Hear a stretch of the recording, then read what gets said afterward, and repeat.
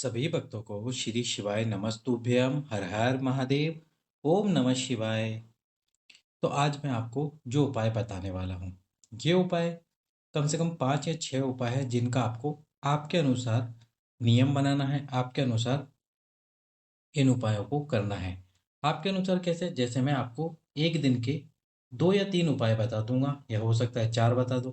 इसमें से कोई एक उपाय ही आपको करना होगा जो आप कर सकते हो। ऐसे नहीं सारे उपाय को करो। उसके बाद में अगले जो उपाय होगा उसके भी 2 या 3 आपको उपाय बता देंगे, उसमें से आपको कोई एक उपाय करना है। इस प्रकार से कुल 5 या 6 उपाय हैं जिनका आपको नियम धारण करना है। यदि आपने मन से और भगवान शंकर पे विश्वास करके नियम धारण कर लिया तो 3 महीने में ही आपको इसका परिणाम मिल जाएगा। इतना मेरा विश्वास है, बस ये आपका भी विश्वास होना चाहिए। 3 महीनों में आपको इसका परिणाम अवश्य मिलेगा। करना आपको विश्वास करके इन उपायों को अपने अनुसार। यदि आपने पहले इन उपायों को कर लिया है, उसके बाद भी आपको रिज़ल्ट नहीं मिला, तो फिर से आपको इन उपायों को करना होगा रिज़ल्ट के लिए। अब एक पहली बात कि देखो, ये उपाय किसी ने प्रमाण करके यानी कि खुद पे कर कर नहीं लिखे हैं। शिव महापुराण में उपाय लिखे हैं जो गुरुजी बताते हैं, और ये उपाय खुद वेद व्यास जी ने लिखे हैं। अब उन्होंने ये उपाय करे थे या नहीं करे थे, इसकी हमें जानकारी नहीं। तो जब तक हम ये उपाय स्वयं कर नहीं लेते तब तक हमको पता नहीं चलेगा कि ये उपाय सफल होंगे या नहीं। तो हम जब स्वयं उपाय करेंगे, हमको पता चलेगा कि हमसे क्या गलती हुई या क्या मिस्टेक हुई। कभी कभार तो हमको पता पड़ जाता है, कभी नहीं पता पड़ता। इस वजह से उपाय असफल हो जाता है। तो जब हम स्वयं ये उपाय करेंगे, अब यदि अब वेद व्यास जी ने ये उपाय शिव महापुराण में लिखे। अब उन्होंने लिख दिया उपाय, पर उन्होंने ये नहीं लिखा कि इस उपाय को कितनी बार करना है। 1 बार, 2 बार, 3 बार या करते रहना है जब तक कि हमको सफलता नहीं मिलती।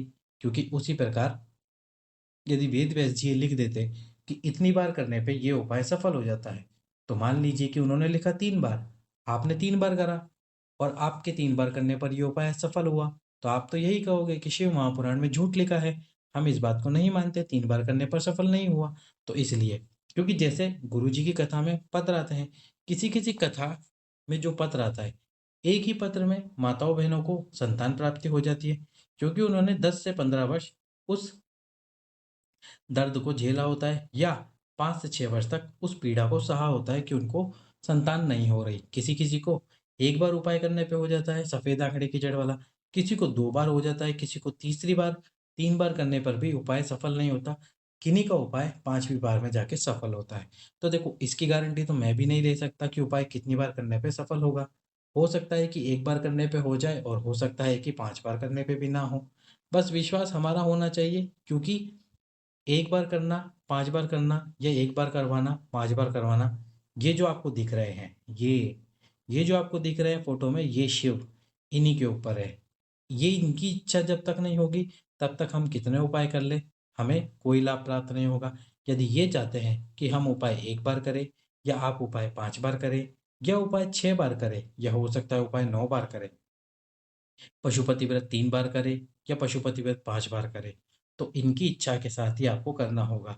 एक बार नहीं हुआ, कोई बात नहीं, दूसरी बार नहीं हुआ, कोई बात नहीं, तीसरी बार नहीं हुआ, कोई बात नहीं, चौथी बार नहीं हुआ, कोई बात नहीं। जैसे अभी हाल ही की पुरानी कथा में गुरुजी के सामने एक पत्र आया था। एक माता बहन ने तो बोल दिया कि मुझे विश्वास है कि मैं तेरे दर पे आई हूँ तो मुझे पुत्र ज़रूर प्राप्त होगा, बस मैं उपाय करती रहूँगी। और उन्होंने नियम धारण कर लिया कि जैसे ही मेरे 5 पशुपति व्रत पूर्ण होंगे, 3 महीने का गैप रख के फिर से पशुपति व्रत करूँगी। यदि उसमें सफलता नहीं मिली, फिर 3 महीने का गैप रख के फिर पशुपति व्रत करूँगी। फिर 3 महीने का गैप रख के फिर पशुपति व्रत करूँगी। फिर 3 महीने का गैप रख के फिर पशुपति व्रत करूँगी। इस प्रकार उन्होंने 1.5 साल तक पशुपति व्रत करे, तब उनको सफलता मिली, पुत्र भी प्राप्त हुई। तो उपाय बताना, मैं आपको उपाय समझा सकता हूँ अच्छे से, करना आपके ऊपर है, नियम से करें आप, लाभ आपको ज़रूर मिलेगा। तो सबसे पहला उपाय जो इस वीडियो की श्रृंखला में है, पर उससे पहले आपको वीडियो को लाइक करना होगा, चैनल को सब्सक्राइब कर देना होगा और वीडियो को अधिक से अधिक लोगों के पास में शेयर कर देना होगा, ताकि जितनी भी माताएँ, जितनी भी बहनें हैं, जितनी भी मेरी माताएँ-बहनें हैं, उन सबको या तो संतान प्राप्त नहीं हो रही या पुत्र प्राप्त नहीं हो रहा, उनको अवश्य ही संतान और पुत्र प्राप्त हो। तो कर दीजिए वीडियो को लाइक। अब हम बताते हैं आपको। सबसे पहले आप इस वीडियो में जो पहला उपाय बताया जा रहा है वो है, अब मैं आपको इसमें 3 उपाय बता रहा हूँ। ये तीनों उपाय लग सक हो सकता है कि आपने सुन रखे हो, तो मैं इनको ज़्यादा डिटेल में ना बताकर केवल और केवल जल्द से जल्द समझाने का प्रयास करूँगा। सबसे पहला पशुपति व्रत। ये पशुपति व्रत के बारे में आप कितनी बार सुन चुके होंगे, हर जगह पे आपको जानकारी मिल चुकी होगी। 5 सोमवार का व्रत है, किसी भी सोमवार से आप शुरू कर सकते हो और उसके साथ में ही 5 सोमवार आप व्रत करो, सुबह पूजा करो, शाम को 6 दीपक और प्रसाद लेके जाओ, 3 हिस्से करो, 2 हिस्से मंदिर में छोड़ दो, 5 में से 6 में से 5 दीप प्रज्वलित कर दो, छठे दीप को वापस थाली में रख कर लेकर आओ। अपने घर में प्रवेश करने से पहले सीधा हाथ पर दीप प्रज्वलित करो और एक हिस्सा जो आप मंदिर से लेकर आए हो उसको लेकर घर में प्रवेश कर जाओ। खाना खाने से पहले वो प्रसाद खाओ, प्रसाद किसी को भी मत दो, जिसका व्रत है केवल उसको ही प्रसाद खाना है और उसके बाद में इस प्रकार 5 व्रत करके 5वें व्रत में उद्यापन कर देना है। 108 वस्तु, श्रीफल और साथ में सीधा रख देना, बस ऐसे ही पशुपति व्रत होता है। ये पशुपति व्रत मैंने पूरा डिटेल में कई बार समझा रखा है, साथ में इसकी पूजा भी मैंने करके दिखाई है पाँचों सोमवार की, यहाँ तक कि उद्यापन भी मैंने करके दिखाया है। अब मैं आपको दिखा देता हूँ कि ये पशुपति व्रत का वीडियो उद्यापन कहाँ पे मिलेगा हमारे चैनल पर, अब आपको दिखा देते हैं। अब देखो, जैसे आपने ये मेरा कोई वीडियो चालू कर रखा है, मेरा चैनल ओपन कर रखा है, तो ये जो मेरा चैनल है इस पर आपको टैप करना होगा यदि आपने वीडियो चालू कर रखा है। जैसे आप इस पर टैप करोगे तो हमारा चैनल ओपन हो जाएगा। अब हमारे चैनल में आपको ये होम दिख रहा है, वीडियोस दिख रहे हैं, शॉर्ट दिख रहे हैं, लाइव दिख रहा है और ये प्लेलिस्ट का ऑप्शन दिख रहा है। जैसे आप इस प्लेलिस्ट वाले स्थान पर क्लिक करोगे, टैप करोगे, तो यहाँ पर आपको प्लेलिस्ट दिख जाएगी। अब प्लेलिस्ट में आप देख सकते हो ये है पशुपति व्रत के 5 सोमवार की पूरी पूजा जो हमने आपको करके दिखाई है। इसमें आपको सारे के सारे वीडियोस मिल जाएंगे। जैसे आप इस प्लेलिस्ट पर क्लिक करोगे आपको सारे वीडियोस यहाँ देखने को मिल जाएंगे। पहले सोमवार, दूसरे सोमवार, तीसरे सोमवार, चौथे सोमवार और यहाँ तक कि 5वें सोमवार की पूजा भी आपको देखने को मिल जाएगी। ये आप देख सकते हो 5वें सोमवार की पूजा। तो इस प्रकार से आप ये सारे वीडियोस देख सकते हो। एक बार फिर से देख लीजिए, ये प्लेलिस्ट का ऑप्शन है और ये हमारा चैनल है। तो इस प्रकार से आप इस चैनल पर आकर पशुपति व्रत के 5 सोमवार की पूजा देख सकते हो। दूसरा, जो यदि मान लो कोई व्रत नहीं कर सकते किसी कारण की वजह से, तो दूसरा जो उपाय जो आपको सोमवार से शुरू करना है वो है 7 सोमवार का उपाय, जिसमें आपको 5 कलश, 5 बेलपत्र, 5 दुर्वा और 5 पुष्प वाला उपाय करना है। ये पूरा उपाय भी मैंने करके दिखा दिया है उसी प्लेलिस्ट में, जहाँ पर अभी मैंने आपको दिखाया वहीं प्लेलिस्ट में आपको ये वीडियो भी मिल जाएगा। संतान प्राप्ति वाली प्लेलिस्ट में आपको ये वीडियो मिल जाएगा, वहाँ पर ये मैंने पूरा उपाय करके दिखाया है। आप देख सकते हैं उस उपाय को कि किस प्रकार से आपको ये उपाय करना है। पूरा का पूरा वीडियो हमने आपको समझाया। यदि आपके पास में 5 कलश है तो भी आप कैसे कर सकते हो ये उपाय, यदि 5 कलश नहीं है, एक ही कलश है, तो आप कैसे कर सकते हो ये उपाय। अब तीसरा, अब मान लो आप ये वाला उपाय भी नहीं कर सकते, तो फिर हम आपको बता रहे हैं 5 बेलपत्र वाला 7 सोमवार का उपाय, जो कि संतान की प्राप्ति के लिए। इसमें आपको क्या करना होगा, 5 बेलपत्र ले लेने हैं और 1 कलश जल ले लेना है। 1 कलश जल और 5 बेलपत्र लेके सबसे पहला बेलपत्र आपको समर्पित करना है भगवान गणेश जी के स्थान पर और जल समर्पित करना है थोड़ा सा उस कलश में से और आपको बोलनी है आपकी मनोकामना। इसके बाद में आपको दूसरा जो बेलपत्र समर्पित करना है वो करना है ये कार्तिकेय जी के स्थान पर और यहाँ पर दूसरा बेलपत्र समर्पित करके आपको बोलनी है मनोकामना। बेलपत्र की डंडी आपको इसी प्रकार से रखनी है। कहाँ पर रखनी है, जहाँ से जल बहकर गिरता है। ये पहला बेलपत्र इस तरफ, दूसरा बेलपत्र इस तरफ, तीसरा बेलपत्र माता अशोक सुंदरी के स्थान पर और यहाँ पर भी जब आप बेलपत्र समर्पित करके थोड़ा सा जल समर्पित करोगे तो बोलोगे आपकी मनोकामना उसी एक कलश में से।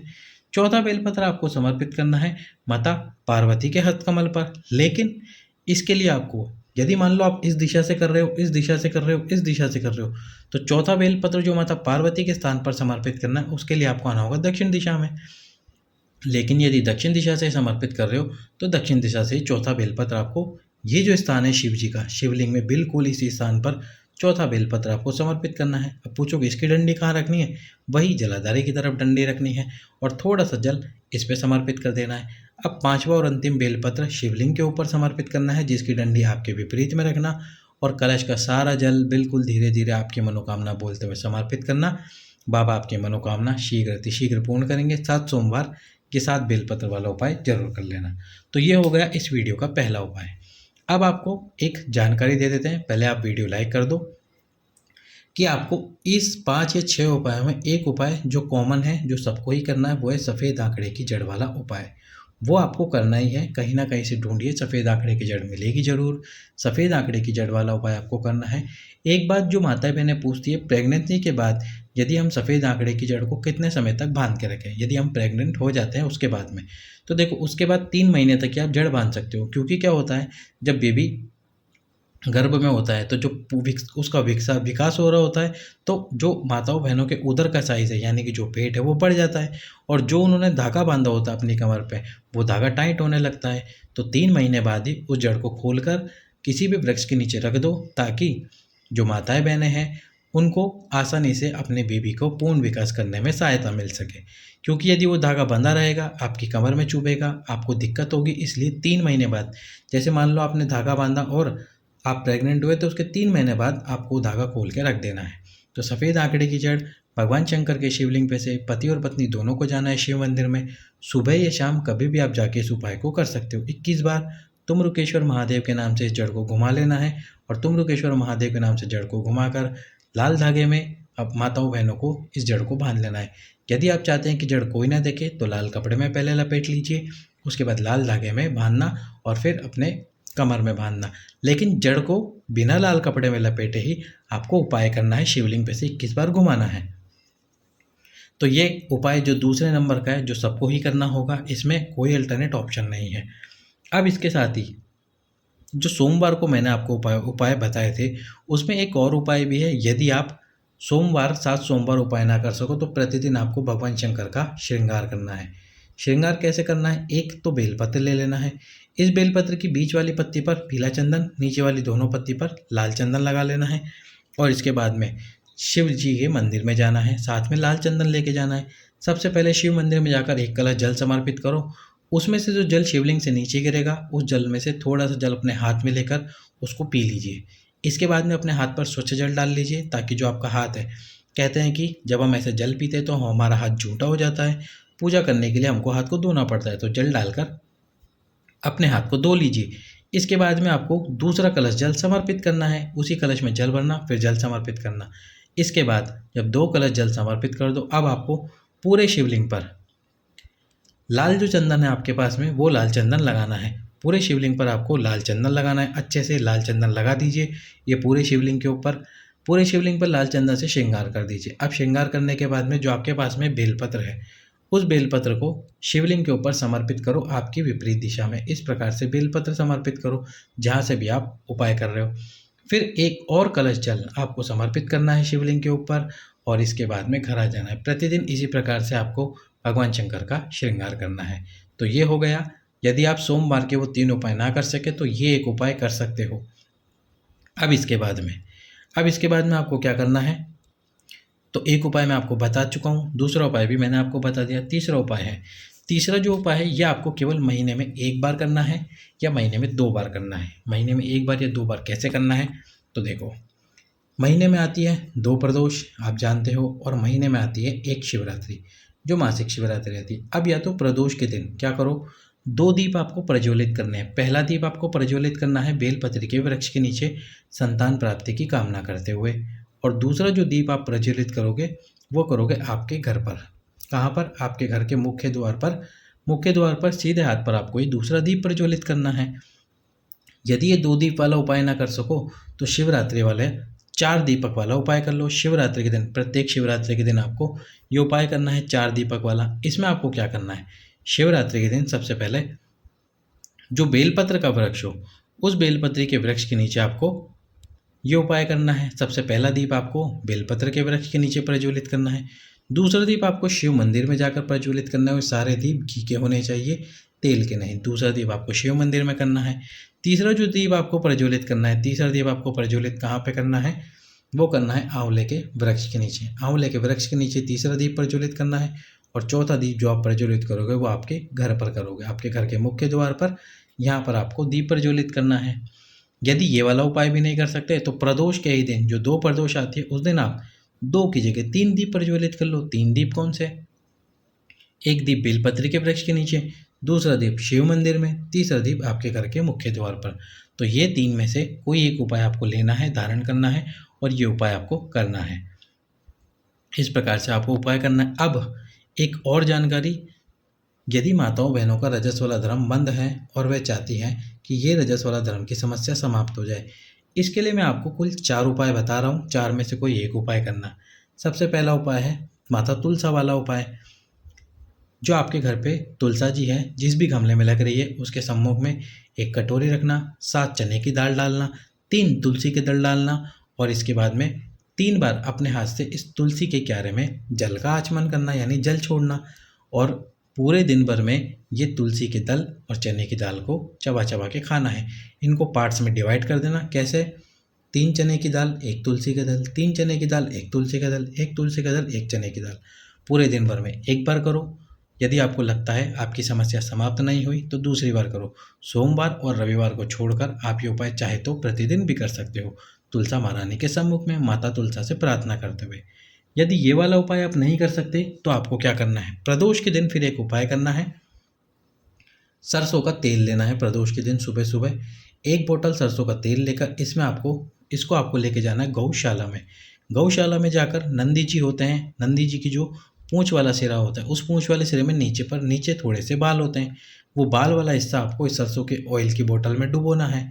इसके बाद में 5 से 10 सेकंड बाद में इस बाल वाले हिस्से को निकाल देना है। यदि रोड के किसी नंदी जी के साथ में आप ये उपाय करोगे, वो आपको चोट पहुंचा सकता है, इसलिए ऐसा मत करना। गौशाला में जाकर ही जो गौशाला के व्यक्ति है उनसे ये उपाय करवा लेना, यानी कि उनकी पूंछ को सरसों के तेल में डुबवा लेना। अब इसके बाद में शिव मंदिर में आना है प्रदोष काल में ही, शाम के समय पर एक बर्तन या कोई भी पात्र शिवलिंग के नीचे लगा देना और वो सारा सरसों का तेल भगवान कुंदकेश्वर महादेव, भगवान अवधूतेश्वर महादेव के नाम से समर्पित कर देना शिवलिंग पे। सारा तेल इस पात्र के अंदर आ जाएगा। इस पात्र से वो सारा तेल वापस से आपको डाल लेना है। कहाँ पर? उस बॉटल के अंदर। और प्रतिदिन रात्रि को सोते समय 1 बूंद तेल आपको आपकी नाभि में, नाभि आप जानते हो सभी, यदि आप ना जानते हो नाभि किसको कहते हैं तो गूगल सर्च करके देखना नाभि किसको कहते हैं। तो उस नाभि में आपको प्रतिदिन रात्रि को 1 बूंद तेल डालना है, आपके रोगों की मुक्ति के लिए, रजस वाला धर्म से संबंधित समस्या को समाप्त करने के लिए। यदि मान लो बीच में आपका रजस वाला धर्म आ भी जाता है तो भी आप उस ऑयल को डालते रहे, आपकी रजस वाला धर्म से संबंधित सारी समस्या समाप्त हो जाएगी। अगला जो उपाय है वो है पुष्प खाने वाला उपाय। तो पुष्प जो होता है, कौन सा पुष्प? गुड़हल का पुष्प, जो घंटी वाला पुष्प होता है, उस गुड़हल के पुष्प को एक बार आपको उसकी फ़ोटो भी हम दिखा देते हैं, क्योंकि हमारे पास उस गुड़हल के पुष्प की फ़ोटो भी है, शायद होगी तो हम आपको अवश्य दिखाएंगे। ये देख सकते हैं आप, ये जो है ये गुड़हल का पुष्प कहलाता है, घंटी वाला पुष्प। अब इस पुष्प को आपको लेना है 2 जगह, यानी 2 तरह से आप ये उपाय कर सकते हो। सबसे पहले तो कैसे? इस गुड़हल के पुष्प को माता अशोक सुंदरी के स्थान पर समर्पित करो और शिव जी के सामने बैठ जाओ। आपका रोग माता पार्वती और शिव जी को बताओ, रजस वाला धर्म से संबंधित बीमारी के बारे में बताओ और 5 मिनट बाद इस पुष्प को उठाकर चबा चबा कर खा लो। या तो प्रतिदिन कर लो ये उपाय, या फिर हफ्ते में किसी एक दिन को बना लो कि इस दिन मैं करूँगी ये उपाय। अब यही पुष्प का जो दूसरा उपाय है वो है, उसमें आपको क्या करना है, ये पुष्प समर्पित करना है माता पार्वती के हस्तकमल पर। और समर्पित करते समय आपको एक नाम लेना है, वो है मृत्यु मंजरी चक्र। ये नाम लेते हुए आपको ये पुष्प समर्पित करना है माता पार्वती के हस्तकमल पर। और थोड़ी देर बाद में उस पुष्प को या तो शिव जी की चौखट पर बैठकर, नहीं तो अगर चौखट पर नहीं बैठ सकते शिव जी के सामने बैठो, शिव जी के सामने नहीं बैठ सकते तो अपने घर पर लाकर उस पुष्प को चबा चबा कर खा लीजिए। रजस वाला धर्म से जुड़ी सारी समस्या आपकी समाप्त हो जाएगी। तो ये हो गए उपाय जो आपकी रोगों की मुक्ति कर देंगे।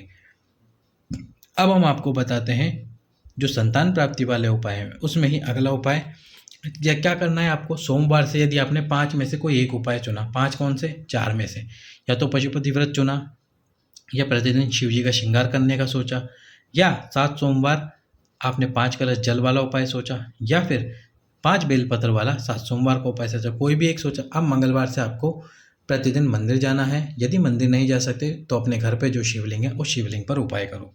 क्या करना है? 2 कलश जल, सबसे पहले 1 कलश, 2 कलश जल शिव मंदिर लेके जाने हैं। पहला जो कलश है वो तुमरुकेश्वर महादेव के नाम से समर्पित करना है। उसमें वो समर्पित करने के बाद में जो जल शिवलिंग से नीचे गिरेगा उसको आपको आचमन करना है और तुमरुकेश्वर महादेव का नाम लेना है। 3 बार आपको वो जल पीना है। दूसरा जो कलश है उससे आपको समर्पित करना है और नाम लेना है द्विजेश्वर महादेव के नाम से जल समर्पित करना है। द्विजेश्वर महादेव के नाम से जल कैसे समर्पित करते हो? 1 चक्कर द्विजेश्वर महादेव के नाम से इस प्रकार से लगाया जाता है। वापस हम यहीं आ जाते हैं, जैसे आपको अब समझाते हैं।